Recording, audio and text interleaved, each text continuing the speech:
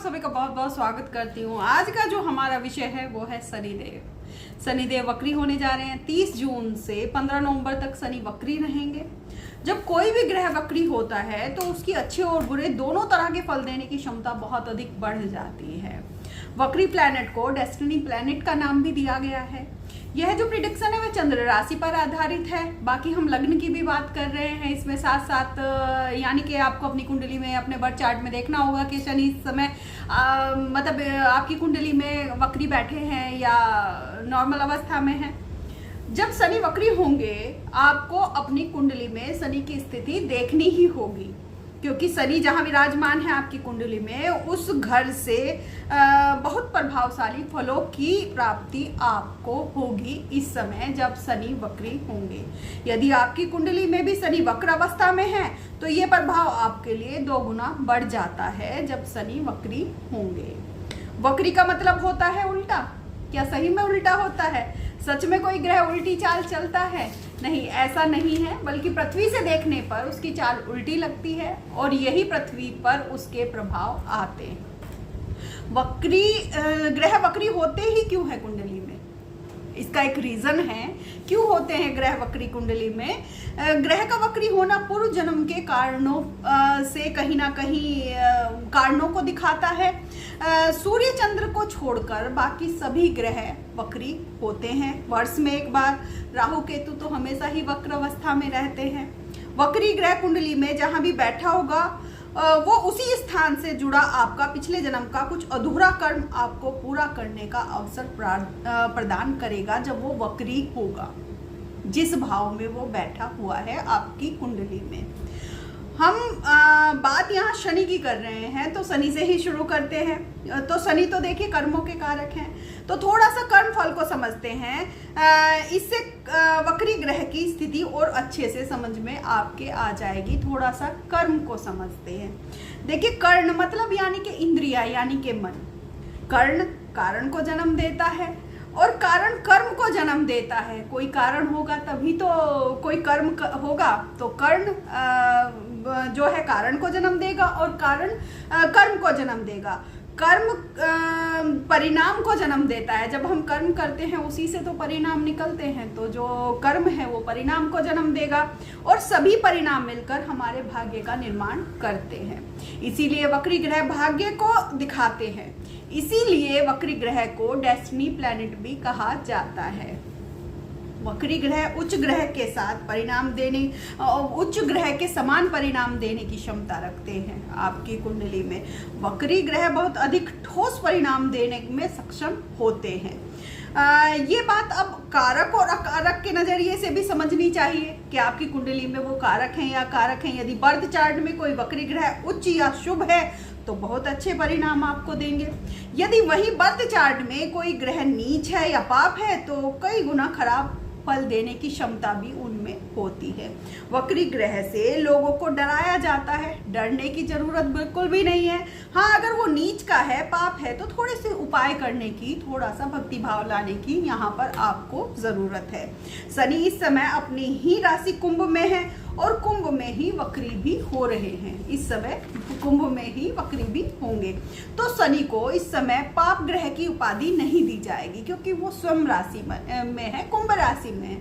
बल्कि कुछ राशियों के लिए तो इस समय शनि सस नामक योग का भी निर्माण कर रहे हैं। शनि अगले 5 महीनों के लिए वक्री ही रहेंगे। वक्री ग्रह की भी कुछ अपनी अवस्थाएं होती हैं। कोई भी ग्रह जब वक्री होने वाला होता है उससे 5 दिन पहले स्ट्रेंज, 5 दिन पहले और 5 दिन बाद में थोड़े से स्ट्रेंज से परिणाम देने लगता है, थोड़े विचित्र से फल देने लगता है। 30 जून से 15 जून तक शनि वक्री रहेंगे। तो हम समझते हैं कि कैसे।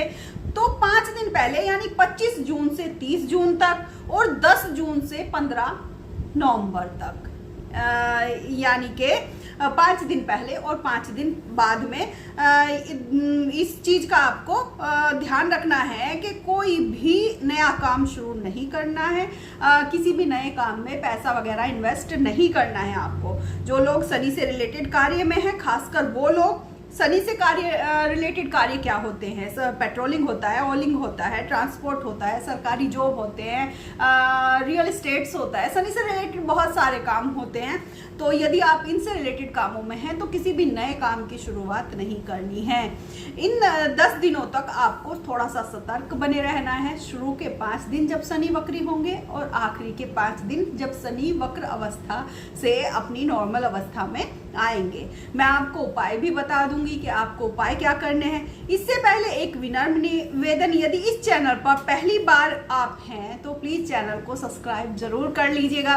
वीडियो देखने के बाद यदि मेरी मेहनत आपको अच्छी लगी हो तो प्लीज लाइक भी कर दीजिएगा। आपके जो भी सुझाव हो प्लीज आप अपने कमेंट के जरिए मुझ तक भेज सकते हैं, या आपका कोई क्वेश्चन हो तो मैं आपके क्वेश्चन का आंसर जरूर दूंगी। जब आप सब्सक्राइब करते हैं, कमेंट करते हैं या लाइक करते हैं, मुझे बहुत मोटिवेशन मिलता है और आगे बढ़ने की प्रेरणा मिलती है। चलिए आगे बढ़ते हैं और बात करते हैं वृश्चिक राशि के बारे में कि जब शनि वृश्चिक राशि में वक्री होंगे, वृश्चिक राशि वालों के लिए किस तरह से परिणाम होंगे जब शनि वक्री होंगे। 30 जून को शनि वक्री होने जा रहे हैं। आपकी राशि के अकॉर्डिंग आपके तृतीय एवं चतुर्थ भाव के स्वामी बनते हैं, यानी कि आपके तृतीय और चतुर्थ शनि यहाँ पर रोल प्ले करते हैं। इस समय शनि आपके चतुर्थ भाव एवं कुंभ राशि के ऊपर से गुजर रहे हैं, वहीं गोचर कर रहे हैं और वहीं पर वक्री भी होंगे। जब शनि वक्री होंगे तो एक घर पीछे जाएंगे। कोई ग्रह वक्री होता है तो एक भाव पीछे जाता है, यानी कि वो मकर राशि में जाएंगे, मकर राशि एवं तृतीय भाव में जाएंगे।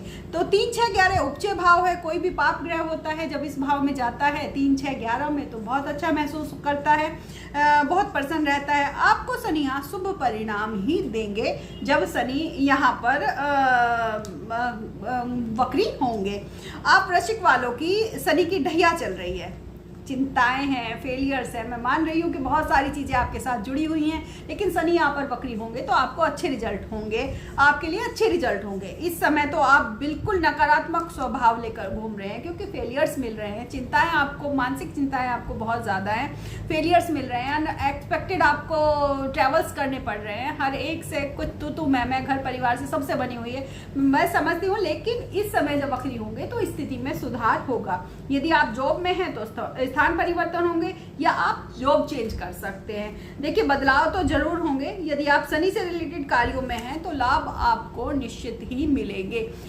चलिए बात करते हैं कुछ उपायों की कि कुछ उपायों को करने से आप शनि देव के जो वक्री है या शनि की ढैया है इनसे और अच्छे रिजल्ट कैसे प्राप्त कर सकते हैं। चलिए आगे बढ़ते हैं और बात करते हैं तुला राशि के बारे में कि जब शनि वक्री होंगे तो तुला राशि के लिए किस तरह के शनि के परिणाम होंगे। शनि 30 जून को वक्री हो रहे हैं। शनि आपकी राशि के अकॉर्डिंग आपके 4th हाउस एवं आपके 5th हाउस के स्वामी बनते हैं, यानी कि आपके चतुर्थेश और पंचमेश दोनों बनते हैं। इस समय 5th हाउस में कुंभ राशि में गोचर कर रहे हैं, वहीं से वक्री भी हो जाएंगे शनि। वैसे भी तुला राशि के लिए शनि योग का ग्रह बने हुए हैं, केंद्र और त्रिकोण के स्वामी होकर त्रिकोण में गोचर कर रहे हैं। जब वक्री होंगे तो मकर यानी कि केंद्र में आएंगे, जो आपके लिए अच्छा ही है, कोई नेगेटिव प्रभाव आपके लिए रहने वाला है नहीं। आपके रुके हुए काम पूरे होंगे जब शनि वक्री होंगे। धन लाभ के योग बनेंगे, बिजनेस में प्रॉफिट्स होंगे, अचानक ही पॉजिटिव रिजल्ट्स आपको मिलने लगेंगे। अगर आप स्टडी कर रहे हैं तो किसी एग्जाम को क्वालिफाई करने की क्षमता इस समय शनि आपको यहाँ प्रदान करते हैं।